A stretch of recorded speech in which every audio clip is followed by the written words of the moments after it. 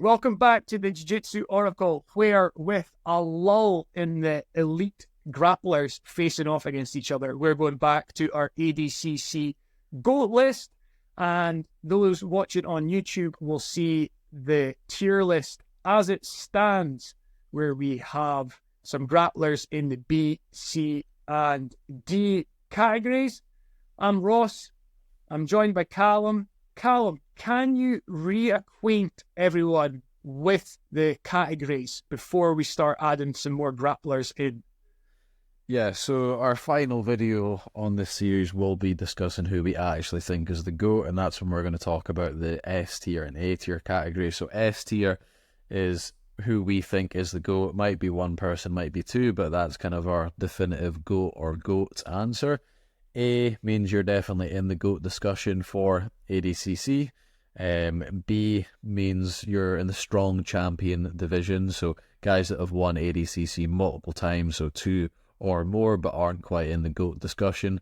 C is notable champions, so guys that have won once, but they're notable for either what they did in ADCC or just their overall name value.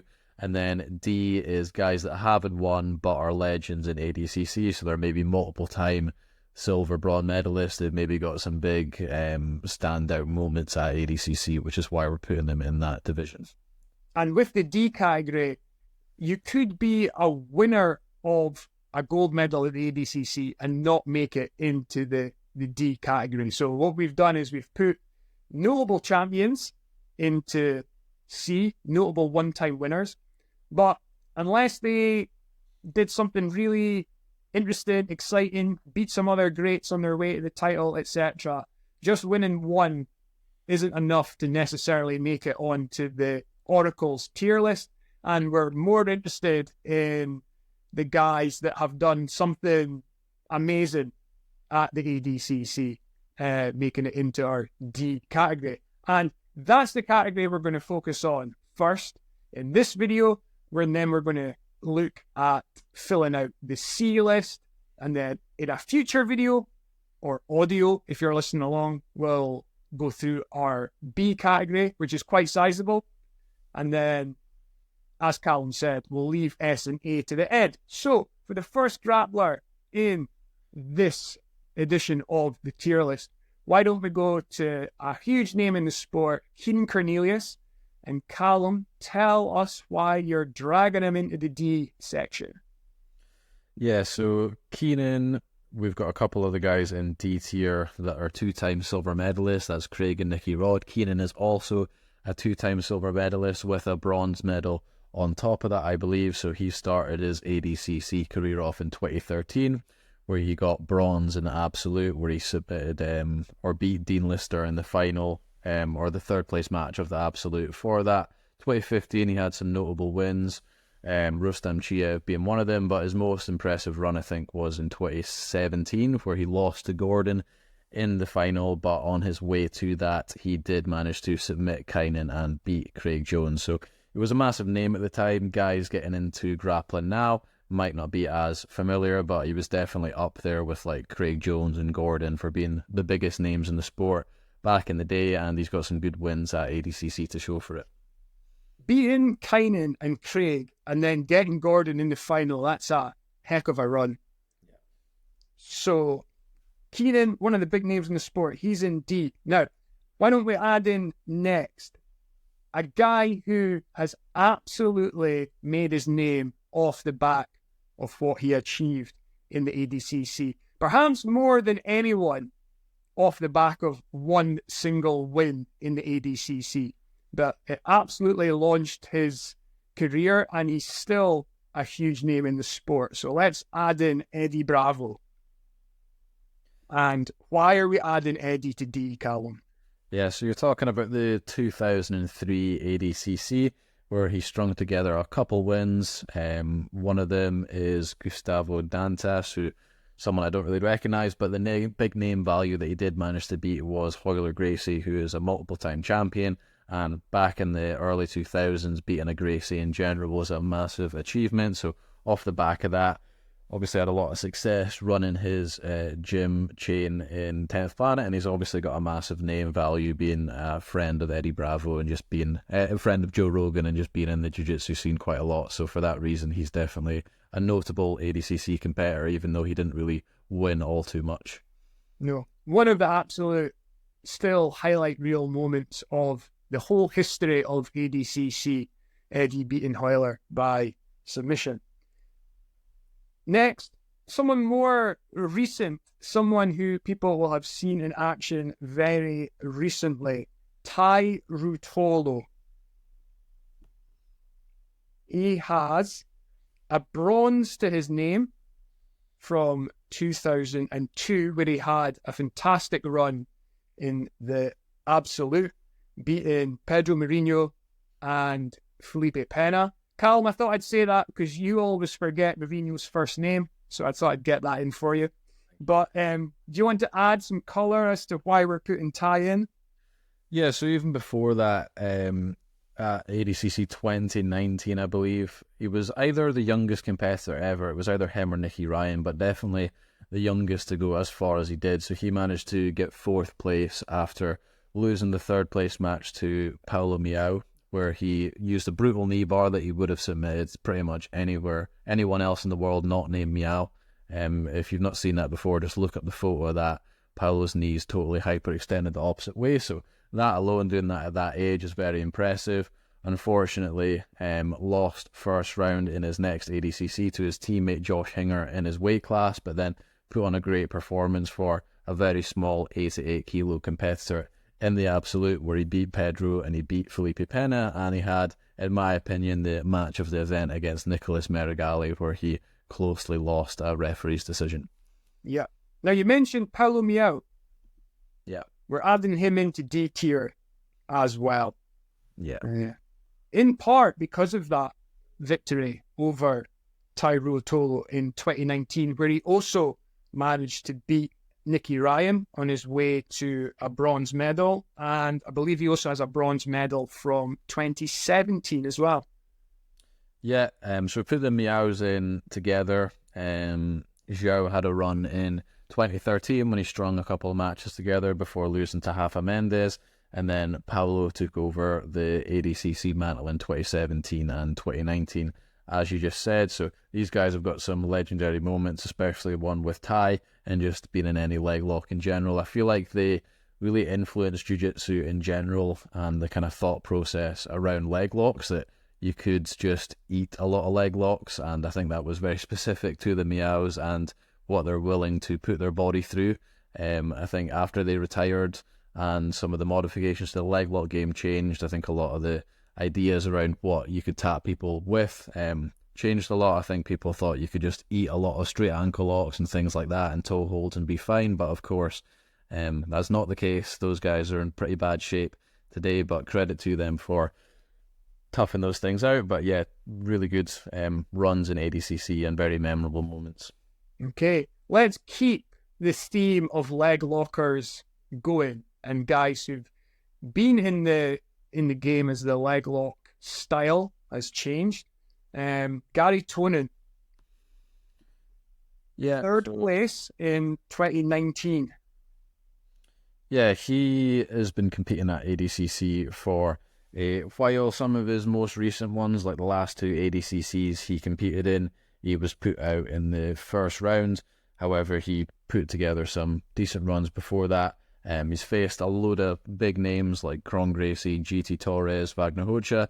Not all of them going his way, but he's been in ADCC for a long time competing at that level, and he's definitely had some very memorable moments. I think his match against Kron, even though he lost, was very memorable. He was up in that match, and then Kron just kind of turned it on towards the end and managed to score, but that was a very memorable moment. And then other ones like the match against Hinato Kanuto, I believe in 2019, was an absolute scrap, so that was really great to watch. Yeah, and someone who goes back a bit further in history, but another guy who really stacked up wins via leg lock, Rusimar Palhares, who took 2nd in 2011, which I was there to witness in Nottingham. And if you've not seen that event, you'll see one of like the roughest resets I've ever seen in a jiu-jitsu match against David Avalon, where, as my memory recalls, Palhares basically got to reset while attacking in a heel hook. And once the referee called action, the match did not last much longer. I think he also beat Lovato that year. But yeah, great run in 2011 to the second place on the podium. And then he had like quite a notable run in the UFC thereafter. Yep. So Palhares, one of like the legends of back in the day ADCC, which if you've not, if you're new to the sport or whatever, recommend you go back and check out that run from 2011. Now, next little section, we're going to put 3 guys in who are all double silver medalists. First one up, Barrett Yoshida. And this goes back quite far. We're talking 2001, 2003. He managed to get 2 silvers. I believe he entered the most recent West Coast trials to try and make it to this most recent ADCC. So fair play to Barrett for still being on the scene. But yeah, 2 silvers from a wee while ago now. Yeah. You want to add anything to my little resume for him there, Calum? Yeah, quite a while before my time as far as watching grappling, so I don't recognise a lot of the names on his resume, but yeah, very consistent back in his day, managing to rack up those silvers. I think he had an ADCC before his silver as well, where he managed to string together a couple of wins, so very impressive and deserving of his place on the list. Yep. Why don't we talk about someone who might like fly under the radar, I think, a little bit. But I think he's one of these guys that, like, guys who are really into competitive grappling know how good he is. And that's Lucas Lepre. Why would you like to add Lucas in, Calum? So again, 2-time silver medalist from 2015 and 2017. Came very close to winning. I think the ADCC gold was the thing missing on his resume. Multiple time gi world champion, I think 5 or 6 time. Obviously missing out on the ADCC victory, but he managed to put together some very good wins in that time. He managed to beat Gary Tonin in 2015, and then he managed to beat Wagner Hocha in 2017. Managed to beat Lachlan Giles in 2019, and the 2 silvers were lost to Davi Ramos and JT Torres. The Davi Ramos one was a pretty legendary moment where Davi managed to jump over Lucas's seated guard and hit a kind of flying armbar on him out of nowhere. So if he hadn't done that crazy move, who knows, maybe Lepre would have won the match later on. But yeah, that was definitely a memorable moment. And then big names on his resume, 2-time silver medalist, so definitely deserving on this spot. Yeah. And then the last guy we're going to add into D tier, someone those who watch the most recent ADCC will have seen a fair bit of at that tournament, Wagner Rocha, who has silvers from 2019 and 2024. Yeah, so 2 silvers from the 77 kilo division, and then bronze as well from the 88 kilo division as well, where he beat Isaac Michel, Pedro Mourinho, and then Ono Flanagan for that bronze. Most recent one that will be freshest in people's minds, where he lost to Mika in the final, but he beat Jeremy Skinner, Jonathan Gracie, Elijah Dorsey, and he's been doing it for a very long time as well. He's in his 40s now and just got his most recent silver medal. Some pretty big moments throughout ADCC as well, so he is definitely deserving of being in this tier. Good. Right. Why don't we bounce up into C tier, which is currently occupied by 2 guys who are quite apart in age. We have Cade Rutolo and Jean-Jacques Machado. Why don't we add someone to this who's one of my favourite grapplers to watch, whether it is in jiu-jitsu competition or in mixed martial arts, Damien Maya, who took gold in 2007. And just to remind people, this is for notable champions. Yeah, so I think his big win, maybe not back then, but definitely name value now from that 2007 run was Rafael Lovato.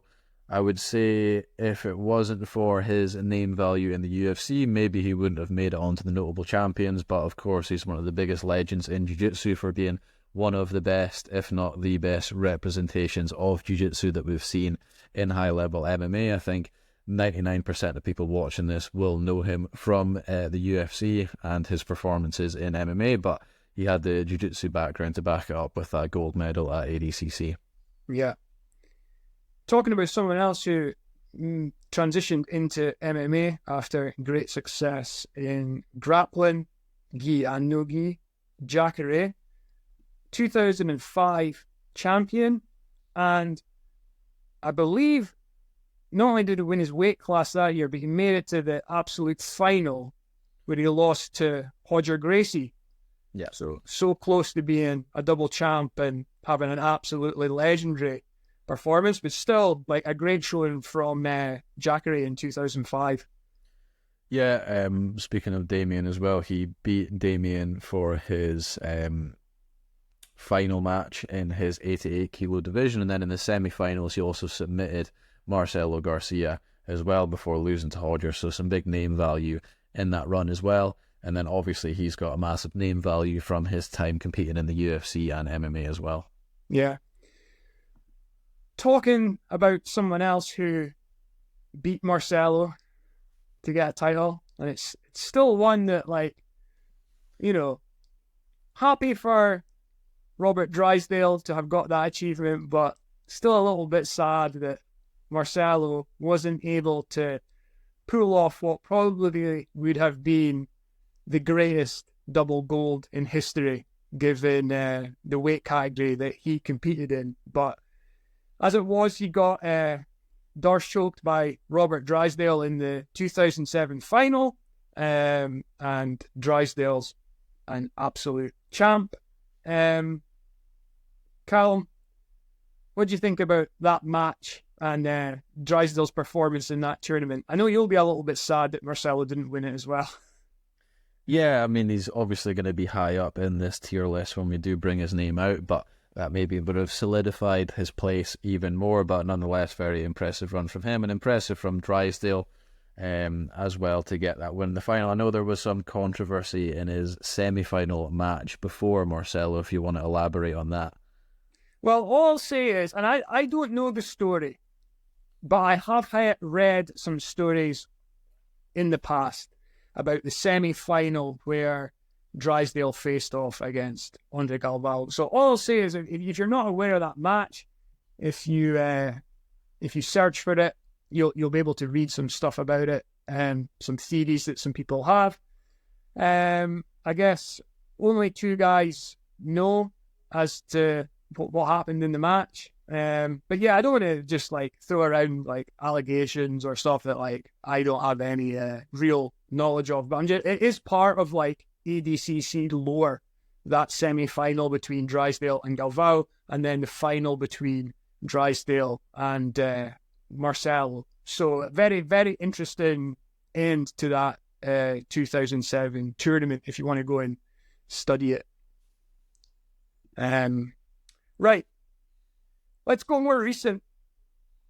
Mika Galvao, 2024 champion, and not only did he win the ADCC in 2024, but he won the Super Grand Slam, becoming only the second person to do so after Cabrinha. He's the youngest person to have done it, and that is titles in the IBJJF Euros, Pans, Brasileiro, Worlds, and then going over to the ADCC and winning a gold there. So Mika Galvao, for his 2024 performance, is definitely a notable champion, and no doubt there'll be more to come.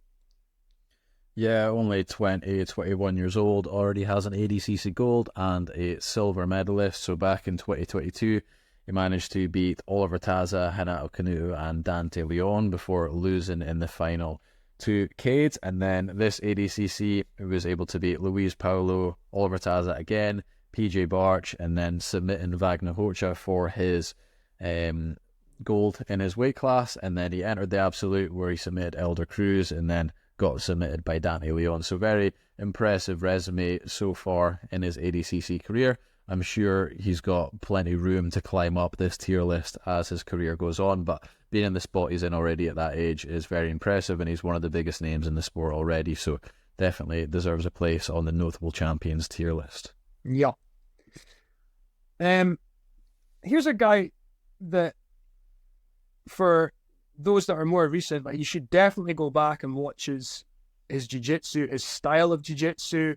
Cron Gracie put together a great run in 2013 to take the title. Also had some absolutely legendary battles with Marcelo Garcia in his time, doing submission grappling. Definitely a notable champion.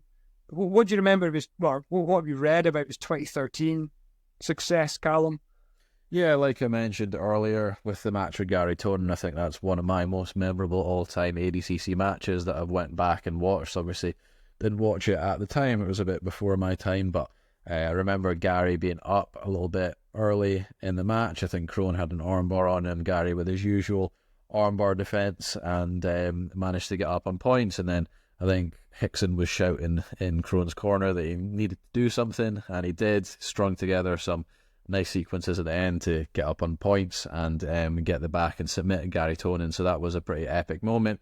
He had a really nice armbar from close guard off the overhook against JT Torres as well in the semi-final, and then he managed to submit Octavio Souza. So all four matches in that 2013 run were by submission. Two massive names, Gary Tonin and JT, and Octavio Souza at the time was a very impressive grappler as well. So he's another one as well that's making his name in the UFC now.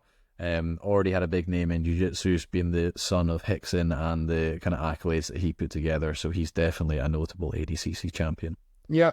Another guy who's going to make the list who was competing at his peak around about that time of Crone, but someone who's like still on the scene. Vinny Magalhaes.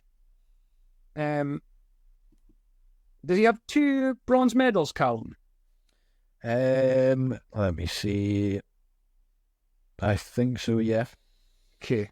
So the same year, I think he got bronze in his 99 kilo weight class, beating Glover Teixeira, and then he beat Gunnar Nelson in the Absolute of 2009 to get 2 bronzes, and then the following ADCC, he managed to get his first gold in his 99 kilo division, where he beat Verdum in the final. So some impressive wins just from there alone. Yeah.